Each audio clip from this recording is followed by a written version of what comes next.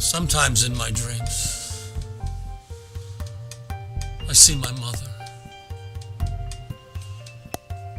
She's around 27 or 28. She's young and slim and quite fashionable with her long blonde brown hair and the way she moves, so graceful.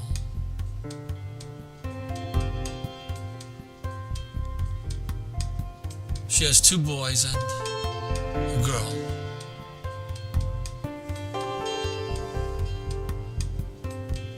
She doesn't know that there will be 4 more or 6 more if you count those that died in childbirth.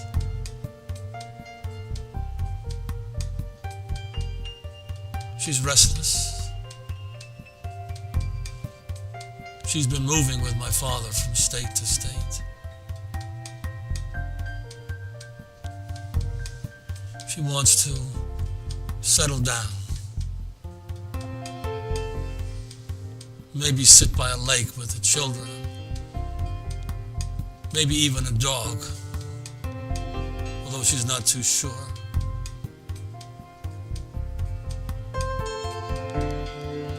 My brother loves her. And I do too, except I'm a bit weary by this time. I've learned to watch her hands, how they move in and out of each other and up to her face and then back together again. I couldn't exactly tell you what the move was, but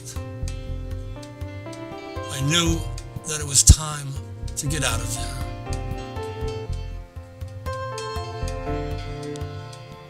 Her anger was instantaneous. If I didn't catch the hand would catch me. I was always stunned. There she was.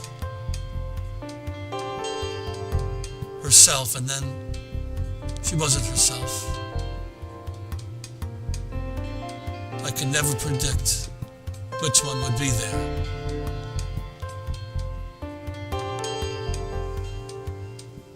There was a clock ticking inside my mother, even then, and it ticked louder and louder as the years went on.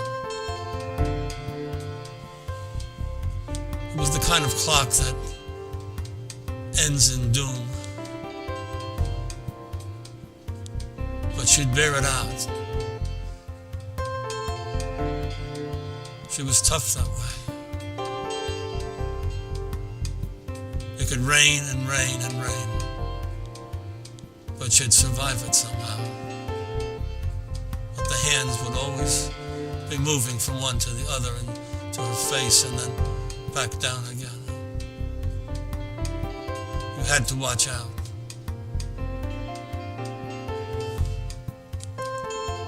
There was something helpless about her in a way, as though she were in a room all by herself. I don't mean that she was in a room. I mean she could be talking to someone or to me or sitting in a room, and then she'd be in another room, looking out, ever so slightly.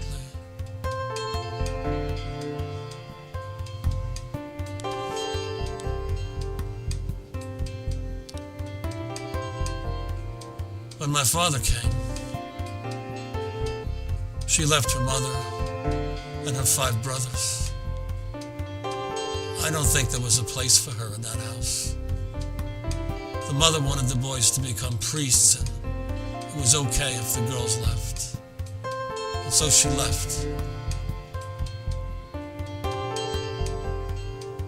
And then it all began, moving from state to state, and new houses, new people.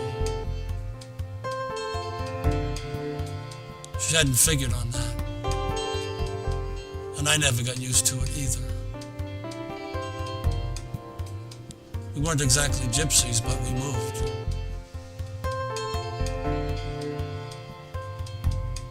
I knew she wanted to get into a room like I did sometime and just be quiet. Everything was still and nothing moved. Just stop it.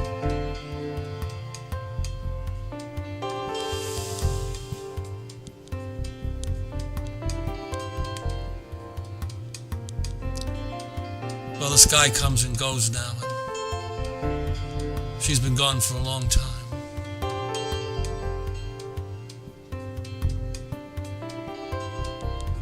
Sometimes I think of her as very young, and sometimes as very old. Sometimes, like today, I think of her at 27 or 28. Just the first taste of life, what it was going to be like. She was always a mystery. I never knew what she was thinking when she was alive. And now that she's dead these many years, I don't have the slightest idea.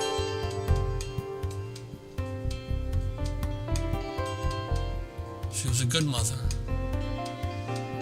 She could be funny. But it was a hard, hard life. And she did her best. And she tried. She tried.